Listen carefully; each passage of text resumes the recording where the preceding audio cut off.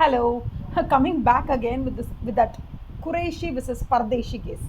அந்த கேஸில் வரும்போது நான் உங்களுக்கு ஆல்ரெடி சொல்லியிருக்கேன், குரேஷியோட ஒய்ஃப் வந்து குரேஷி இறந்ததுக்கப்புறமா அந்த சிஏ ஃபார்முடைய குட்வில்லை வந்து விற்கலாம் அப்படின்னு ட்ரை பண்ணுறாங்க. விற்கலாமா விற்கக்கூடாதான்னு கேட்டால் கொஸ்டின் நம்பர் 1 எஸ். ஆன்சர் என்னென்னா விற்கலாம், தாராளமாக விற்கலாம், நோ ப்ராப்ளம். லம்சம் அமௌண்ட்டுக்கும் விற்கலாம், இல்லைனா வந்து இன்ஸ்டால்மெண்ட்டில் கூட நீங்கள் பேமெண்ட் வாங்கிக்கோங்க, that is not a problem அப்படின்னு சொல்லிட்டாங்க. இப்போ வந்து எவ்வளோ நாளுக்குள்ளே நீங்கள் அதை விற்கணும் அப்படின்னு கேட்டால், ஜென்ரலாகவே ஒருத்தர் இறந்துட்டாருன்னு வச்சுக்கோங்களேன், ஒரு சார்ட்டர்ட் அக்கௌண்டன்ட் இன் ப்ராக்டிஸ் இறந்துட்டாருன்னா அந்த சிஏ ஃபர்முக்குன்னு ஒரு பேர் இருக்கும்ல. ஃபார் எக்ஸாம்பிள் இப்போ வந்து ஒரு மார்க் ஆண்டனின்னு வச்சுக்கோங்களேன் பேர்.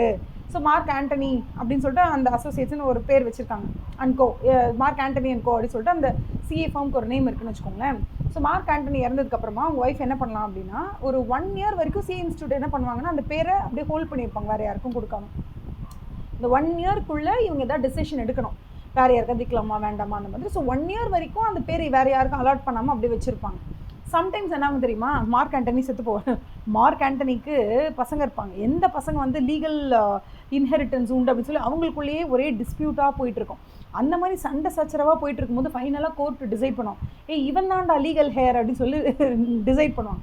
அந்த டேட்லேருந்து என்னைக்கு வந்து டிஸ்பியூட் ரிசால்வ் ஆகி இவன் தாண்டா லீகல் ஹேர், மார்க் ஆண்டனியோட பிள்ளை இவன் தாண்டா அப்படின்னு சொல்லுவாங்க இல்லையா, அந்த பிள்ளை யார் அப்படின்னு டிசைட் ஆனதுக்கப்புறம், அவர் இந்த பிள்ளைன்னு இல்லை, லைக் எனிபடி யார் வந்து லீகல் ஹேரோ, அந்த டெசிஷன் வந்துருக்குள்ள கோர்ட்டு டிசைட் பண்ணி சொல்லியிருப்பாங்கல்ல, அந்த டெசிஷன் வந்த டேலேருந்து 1 year வரைக்கும் இன்ஸ்டியூட் என்ன பண்ணுவாங்க, கவுன்சில் என்ன பண்ணுவோம் அப்படின்னா அந்த நேம் அப்படியே பத்திரமா வச்சுருப்பாங்க. அது யாருக்கும் வந்து மற்றவங்களுக்கு யாருக்கும் அலாட் பண்ணுவாங்க.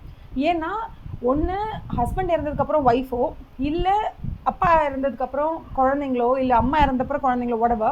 ஸோ அந்த ப்ராக்டிசிங் சார்ட்டர்ட் அக்கௌண்டோட ஃபர்ம் நேம் அந்த குட்வில்லை அவங்க யாருக்காவது விற்கணும், குட்வில்லை விற்கணும் அப்படின்னு அவங்க நினைக்கிறாங்கன்னா அதுக்கு அவங்களுக்கு 1 year டைம்.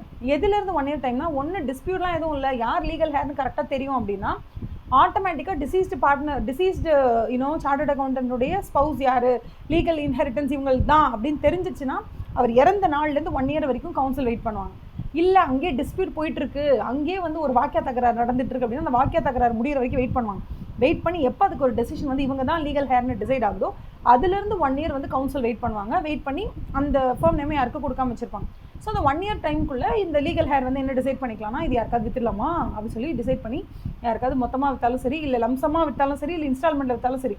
ஆனால் ஒன்று மட்டும் உங்களால் பண்ண முடியாது, என்னென்னா எங்கள் அப்பா இவ்வளோ பெரிய ஸ்தாபனம் வச்சுருந்தாரு, அவரை நம்பி ஒரு 5000 கிளைண்ட்ஸ் இருக்காங்க, ஆனால் இன்றைக்கி அவர் இல்லை. ஸோ இப்போ நான் என்ன பண்ணுறேன்னா இந்த குட்வில்லை வந்து உங்களுக்கு நான் கொடுக்குறேன், கொடுத்ததுக்கப்புறமா நீங்கள் இனிமேல் பிஸ்னஸ் பண்ணுங்கள், பட் வரக்கூடிய ப்ராஃபிட் எனக்கு ஷேர் கொடுங்க அப்படிங்கிற மாதிரிலாம் கேட்கக்கூடாது. It's not allowed.